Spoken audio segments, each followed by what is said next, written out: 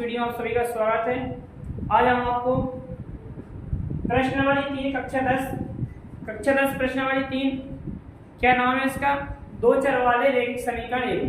क्या है? दो चर वाले रैखिक समीकरण युग्म। तो आराम से हम अच्छी तरह से सरल भाषा में इसको समझेंगे क्या होता है दो चर वाले रैखिक समीकरण। सबसे पहली बात है रैखिक समीकरण क्या होता है और उसमें भी दो चर। तो अपन ने जो भौगोल वाला चैप्टर पढ़ा उसका बेसिक पढ़ा है, चर राशि तो सभी लोग जानते ही हैं। अब रैखिक समीकरण भी जानते हैं, चर राशि जिसका मान अनिश्चित होता है यानी इसका मान निश्चित नहीं होता है क्या कहलाती है बेटा? चर राशि कहलाती है। और जिसका मान निश्चित होता है उसे अपन अचर राशि कहते हैं। लेकिन बात आती है रैखिक समीकरण की, तो रैखिक समीकरण ऐसे समीकरण जिस पे घात एक हो, चर राशि घात कितनी हो? एक हो बेटा। और उससे पहले समीकरण क्या होता है, क्या है चैप्टर का नाम? अध्याय 3 दो चर वाले रैखिक, दो चर वाले रैखिक समीकरण युग्म। दो चर वाले रैखिक समीकरण युग्म तो कैसा होता है दो चर वाले रैखिक समीकरण युग्म? सबसे पहले दो चर यानी इसमें दो चर प्रयुक्त होते हैं। क्या होते हैं बेटा? दो चर और रैखिक हुए समीकरण युग्म। तो समीकरण क्या होता है? समीकरण बेटा ऐसा व्यंजक होता है जिसके बीच यानी LHS और RHS हो और उनके बीच समानता का चिन्ह लगा हो। कैसा? समानता यानी बराबर, समानता यानी कि बराबर। तो ऐसा व्यंजक ऐसा होगा जिसमें दो पद हो और दोनों के बीच में समानता का चिन्ह लगा हो। जैसे 2x + 3 = 0। ये क्या है? समीकरण है। कैसा है बेटा? समीकरण जब एक पक्ष ये और एक पक्ष ये, दो पक्ष हैं और दोनों पक्षों में जिस समानता का चिन्ह लगा है। क्या है बेटा? ये समानता का चिन्ह लगा हो। तो समीकरण की परिभाषा और बहुपद में मैंने अंतर जो तो अध्याय में आपको बेसिक से बताया एकदम, उसमें जाकर आप उसे देख सकते हैं। चैप्टर 2 में जाओ बेसिक, उसमें आप देख सकते हैं समीकरण मैंने जैसे बताया। तो समीकरण होता क्या है कि जिसमें दो पक्ष होते हैं और दोनों पक्षों के बीच बेटा समानता का चिन्ह लगा होता है, बराबर का। ठीक है, तो समीकरण। अब बात आती है कि दो चर वाले रैखिक समीकरण क्या चर होना चाहिए? दो चर। जैसे ax by + c = 0। ये अपना क्या रैखिक समीकरण है। कौन सा समीकरण बेटा? रैखिक समीकरण है, रैखिक समीकरण है। और इसमें कितने चर है बेटा? एक चर ये और एक चर ये, दो चर है। तो और इस पे घात कितनी है? केवल एक घात है। ऐसा समीकरण जिसमें दो चर हो और दोनों चरों पर केवल एक घात हो। कितनी घात? एक घात हो, उसे अपन दो चर में रैखिक समीकरण कहते हैं। समीकरण आपको पता ही है, दो पक्ष हों। अब जैसे यहाँ a, b, c क्या वास्तविक संख्या है। कौन सी संख्या है? वास्तविक।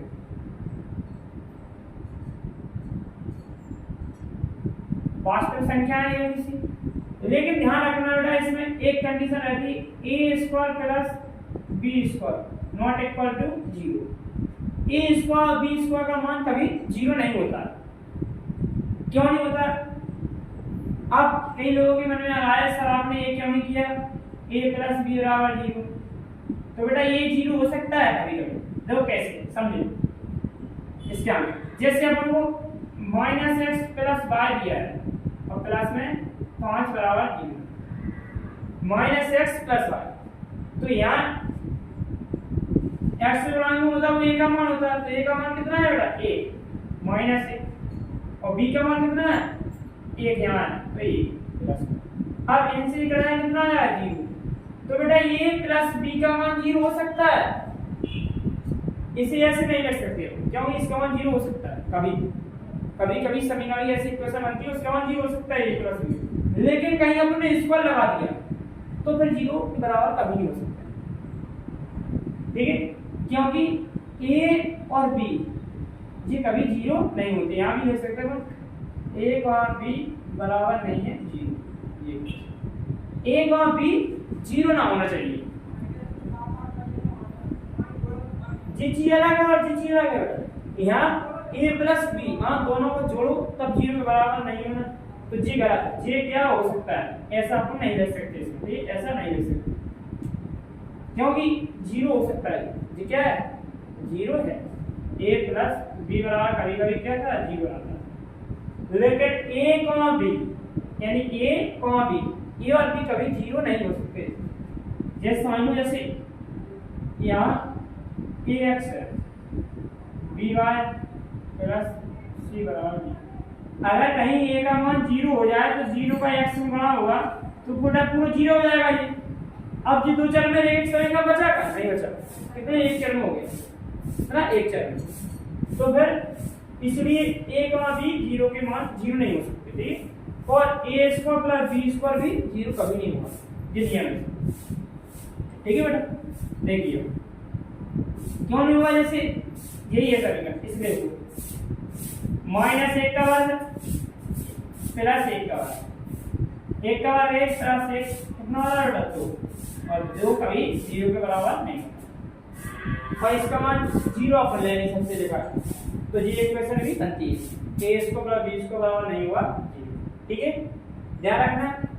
अब इसमें अपन को पढ़ना है क्या समीकरण युग्म, अभी तो अपन ने केवल रैखिक समीकरण के बारे में जानकारी दी कैसे कैसे होती है, आप वो युग्म पढ़ना है, तो वो युग्म होता है उस रैखिक समीकरण का युग्म कैसा होता है, दो चर वाले रैखिक समीकरण का युग्म कैसा होता है, तो आइए उसे भी देखते हैं। देखिए ध्यान से, जैसे अपने पास दो है समीकरण ax by प्लस c बराबर 0, ax by प्लस c बराबर 0, आप इन्हें देखिए इनमें कोई अंतर नहीं है, तो आपको दो चर वाले रैखिक समीकरण युग्म निकालना है, तो इनका जो व्यापक रूप होता है यहाँ डिफरेंस कर देने की गुणांक को a1 या a1 कर दो, इसे बेटा b1 कर देते हैं और फिर c1, a2 क्या बेटा a2 b2 इसे क्या कर देंगे b2 ऐसे c2, अब जाके जी क्या बना रैखिक समीकरण युग्म का दो चर वाले रैखिक समीकरण युग्म का व्यापक रूप, क्या है व्यापक रूप, क्या है व्यापक रूप, तो ये दो चर वाले रैखिक समीकरण उनके व्यापक रूप है। अगर कहीं जैसे अपन समीकरण बनता है 2x प्लस 5y प्लस 6 बराबर 0 और x प्लस 3y प्लस 8 बराबर 0, इस प्रकार के समीकरण, तो यहाँ हम इतने भी कर सकते हैं 4x कर सकते हैं, ठीक, यहाँ समीकरण तो a बराबर कितना हुआ यहाँ पे, दो समीकरण अपन को हमेशा आएंगे जब अपन पढ़ ही रहे हैं दो चर वाले रैखिक समीकरण युग्म, ठीक, कक्षा 9 का चौथा चैप्टर था उसमें था दो चर वाला रैखिक समीकरण, केवल एक समीकरण पढ़ा था, अब इसमें अपन को युग्म पढ़ना है, ये चीज अलग है, युग्म माने होता है जोड़ा, ठीक है, तो वही जोड़ा पढ़ना है आपको। अब यहाँ से a1 बराबर जी हो गया अपना, b1 बराबर जी हो गया, c1 बराबर जी, a2 b2 और c2, ऐसे अपन इनकी तुलना कर लेते हैं, ठीक है, ये इसका व्यापक रूप है। अब व्यापक रूप है तो इससे अपन इस तरह से तुलना कर लेते हैं, a1 माने 2 हो जाते हैं, b1 माने 5 और c1 माने 6, a2 माने 4, b2 माने 3 और c2 माने 8, इस प्रकार से अपन व्यापक रूप से किसी भी दो चर वाले रैखिक समीकरण युग्म की तुलना कर लेते हैं। इस प्रकार से आप इसमें पढ़ेंगे क्वेश्चन में अपन को इक्वेशन आएगी थ्योरी नुमा, उससे अपन को समीकरण बनाना है और कुछ 3.1 और 3.2 में अपन डायरेक्ट आपको इस प्रकार की समीकरण मिलेगी। जैसे समीकरण है बेटा इस प्रकार की आपको समीकरण मिलेगी और कुछ अपन को बनाना ही पड़ेंगे। जो अपन को एक शर्तें आएंगी उनको अपन समस्या को सॉल्व करके अपन समीकरण या अपन बीजीय व्यंजक के रूप में उन्हें बनाएंगे। ठीक है बेटा, तो 3 अध्याय में अपन को यही पढ़ना है सारा। 2 चर वाले रैखिक समीकरण ये उनको पढ़ना है। अब इनके जो महत्वपूर्ण सूत्र होते हैं, महत्वपूर्ण सूत्र वो क्या होते हैं उन्हें देखिए। सबसे पहले अपने पास कुछ सूत्र होते हैं, जैसे अपने पास व्यापक रूप है इसका a1x plus b1y plus c1 बराबर 0, a2x b2y c2 बराबर 0, दोनों समीकरण है अपने पास। तो अपन क्या करेंगे यहाँ, यदि शर्त है यदि a1 बटे a2 माने इसका गुणांक x गुणांक बटे a2 बराबर नहीं है b1 बटे b2। यदि a1 बटे a2 बराबर नहीं है b1 बटे b2 तब हम कहेंगे तो समीकरण युग्म के कैसे अलग होंगे बेटा, अद्वितीय अलग, अद्वितीय हल। यदि ऐसी कंडीशन कहीं बनती है कि a1 बटे a2 बराबर नहीं है b1 बटे b2 तो समीकरण युग्म की जो हल निकलेंगे कैसे में अद्वितीय। अद्वितीय का मतलब बेटा होता है केवल एक x और y के केवल एक ही हल निकलेंगे, एक ही मान, उसे बोलते हैं अद्वितीय। अद्वितीय मतलब जिसका कोई दूसरा ना हो उसे अद्वितीय, मान द्वितीय ना हो उसे अद्वितीय बोलते हैं। जैसे सप्त ना हो उसे क्या बोलते हैं असत, द्वितीय ना हो उसे बोलते हैं अद्वितीय। ठीक है बेटा, अब कैसे होता है, जैसे अपने पास है 2x प्लस 3y प्लस 7 बराबर 0 और 5x प्लस 4y प्लस 8 बराबर 0। जैसे यहाँ है 2/5 बराबर 3/4, क्या ये बराबर है, इनके जो गुणांक है बेटा नहीं है। तो अब इसका अपन हल करेंगे, दोनों समीकरणों को हल करेंगे तो अपन को x का एक मान आएगा और y का एक मान आएगा। ऐसा नहीं है कि x और y के एक से अधिक मान आए हल करने पर।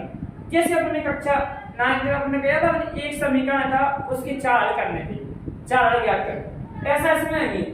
अगर कहीं ऐसा होता है कि 2/5 बराबर नहीं है 3/4 के तो केवल समीकरण की x का है x और y केवल एक हल आएगा। ठीक है बेटा, तो यहाँ वही लगा समीकरण इनके अद्वितीय हल होंगे जब ऐसी कंडीशन बनती है, यानी जे जी बटे इसके नहीं होती। अब रेखाएं कैसे हुई, जैसे अपन ग्राफ बनाना है जिस समीकरणों के द्वारा समीकरण होती है इससे अपन ग्राफ बनाते हैं, इस प्रकार से ग्राफ बनाया जाता है ऐसे। तो ये रेखाएं कैसे में बेटा इस प्रकार से होगी। जो रेखाएं हैं वो केवल एक बिंदु पर प्रतिष्ठित करेगी, अगर एक दूसरे को टच कर रही है रेखा यहाँ पर इस जगह पे एक दूसरे को टच कर रहे हैं यानी काट रही है। तो लिखेंगे अपन जब समीकरण के अद्वितीय हल होंगे तो रेखाएं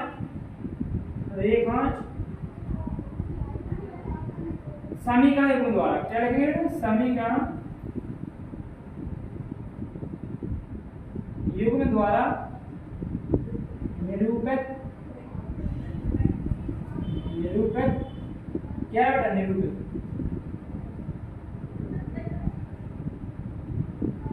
रेखा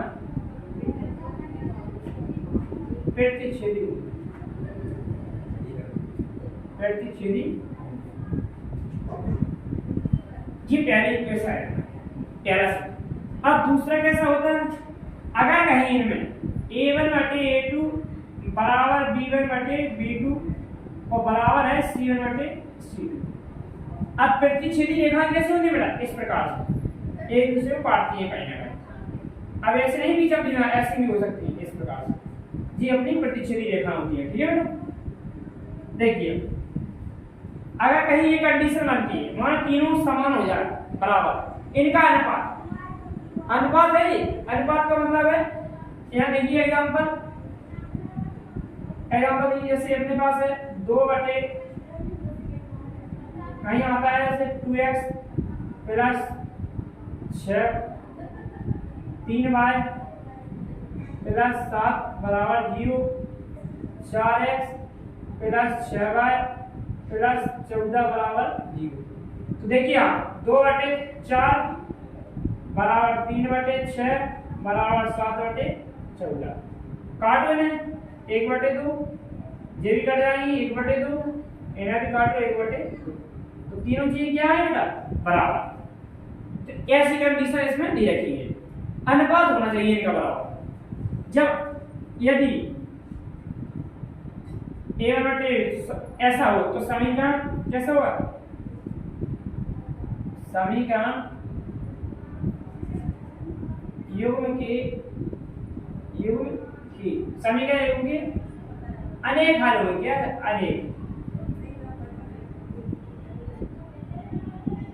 अनेक हल होंगे, अनेक हल होंगे।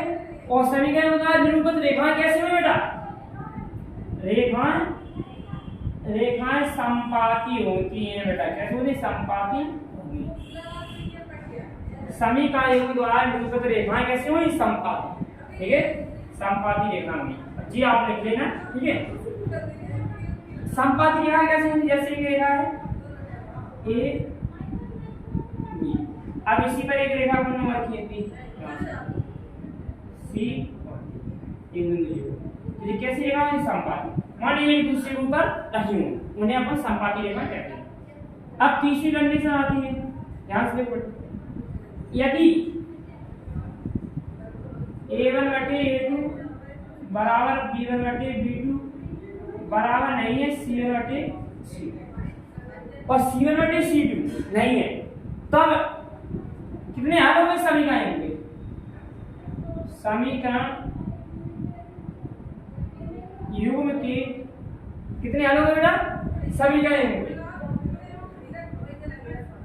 समीकरण युग्म का कोई हल नहीं होगा बेटा, कोई हल नहीं होगा, कोई हल नहीं होगा। ठीक है, जब कोई हल नहीं हुआ तो रेखा कैसे हुई, रेखा समांतर होंगी। रेखा कैसे हुई बेटा, समांतर। इतने तीन अपने सूत्र है, इसमें ध्यान रखना। समांतर रेखा होती है बेटा इस प्रकार की, ये भी है, ये भी, या और तुलना ले लो इस प्रकार की सी डी। ठीक है बेटा, इस प्रकार की रेखा समांतर रेखा होती है जो कभी एक दूसरे को टच नहीं करती। देखो अब इसमें और समझने के बाद अद्वितीय आलोक, अद्वितीय का मतलब हो केवल और केवल एक, दो व्यक्ति जा रहे हैं ग्वालियर उन्हें मिलना है, अगर कहीं भी ग्वालियर में एक बार मिले तो केवल कितने हाल हो गए, उनके बीच बातचीत कितनी होगी, केवल एक बार मिले तो एक बार बातचीत। यदि वो रेखा एक बार एक दूसरे को काटती है इस प्रकार से बेटा, तो उनका कितना हाल होगा, केवल एक बिंदु पर। ठीक है, और इसमें तो प्रतिच्छेदी रेखा होती है। देखा, जब अद्वितीय हाल होंगे तो रेखा कैसी है, प्रतिच्छेदी, केवल एक जगह प्रतिच्छेद करेगी। यदि ये कंडीशन बनती है तो समीकरण के अनेक हल होंगे। कैसे होंगे अनेक हल, और अनेक हल होंगे। अनेक हल का तात्पर्य है कि हर जगह पता नहीं, अनंत हल, अनंत हल का है इस प्रकार से रेखा चलेगी हर जगह, तो हर जगह यही साथ साथ चलेंगे दोनों रेखा एक के ऊपर एक, तो रेखा कैसे हुई, संपाती। संपाती मतलब प्रत्येक बिंदु पर वो संगे संगे जा रही है, तो हर जगह उनसे उनके बीच बात हुई कुछ, और बात हुई तो अनेक हल होंगे उनके बीच। ठीक है, हलों का कोई पता नहीं पड़ेगा कितने हल है, अनंत अनेक हल होंगे। ठीक, इसलिए दिखाया रेखाओं के अनेक हल होंगे। रेखा कैसे हुई, संपाती। रेखा संपाती होंगी। यदि a1/j कंडीशन आ जाती है, कहीं c1 बराबर नहीं हो c2, तो समीकरण का कोई हल नहीं हुआ। क्यों नहीं हुआ कोई हल, जब दो रेखाएं इस प्रकार से गुजर रही हो, जब वे रेखाएं एक दूसरे को नहीं टच करेंगी तो उनके बीच कोई हल हुआ नहीं हुआ। यानी मानो दो व्यक्ति है, जब भी एक दूसरे से मिल ही नहीं रहे हैं, कहीं नहीं मिल रहे हैं, तो उनके बीच कोई बातचीत हुई नहीं हुई। उसी प्रकार से हम दूसरे जब समीकरण का कोई हल नहीं हुआ तो रेखा कैसे होना चाहिए, समांतर होना चाहिए। कैसे, समांतर, क्योंकि समांतर रेखा कभी एक दूसरे को मिलती नहीं है, इसलिए उनके बीच कोई हल नहीं होता है। आज की क्लास में इतना ही है। कल से हम आपको 3.1 की जो क्वेश्चन है उसके साथ आइए और उसको कराएंगे। ठीक है बेटा, ध्यान रखना और अच्छा लगे तो चैनल को सब्सक्राइब शेयर एंड जरूर करना आप सभी। ठीक है बेटा, तो इन्हें सब लोग एक बार रिवाइज कर लेना थोड़ा सा, बस 10 मिनट। पढ़ने का तरीका सिर्फ होता है ऐसा कि जैसे 10 मिनट आप यहाँ से जैसे पढ़ाई गए घर पर 10 मिनट पढ़ लो इसी चीज को, और जब आप पुनः पढ़ने के लिए आते हो कोचिंग या जो भी स्कूल हो वहाँ आप 10 मिनट से और पढ़ कर आओ घर से। बस इतना सा आपको काम करना है, याद नहीं करना है, केवल केवल पढ़ना है। क्या चीज होती है ये अल्टीय का अर्थ क्या होता है और प्रतिच्छेदी क्या होता है, ये सारी चीजें अपन को अच्छी तरह से, या संपाती क्या होता है ये इम्पोर्टेंट है, संपाती या समांतर, इन चीजों के बारे में आप देख सकते हो। ठीक है, ध्यान से ये महत्वपूर्ण चीजें आप देखोगे। इनके अनेक हल क्यों होते हैं, इनका कोई हल नहीं होता, क्यों नहीं होता, और इनके एक हल होता है, क्यों नहीं होता है, सारी चीजें आप अच्छी तरह से पढ़ो और सोचो उसे, बस इन चीजों को समझना होता है। बाकी तो आप सिर्फ पढ़ते रहो, ऑटोमेटिक याद हो जाता है। और हमेशा ध्यान रखना जी एक ऐसा चैप्टर है इसे हमेशा किसी भी एग्जाम में पूछा जाता है, चाहे आप 12 पास कर लो या 10th पास कर लो, जब कोई कॉम्पिटिटिव एग्जाम देवे तो इनसे क्वेश्चन जरूर आता है, ये तीनों से ध्यान रखना हमेशा।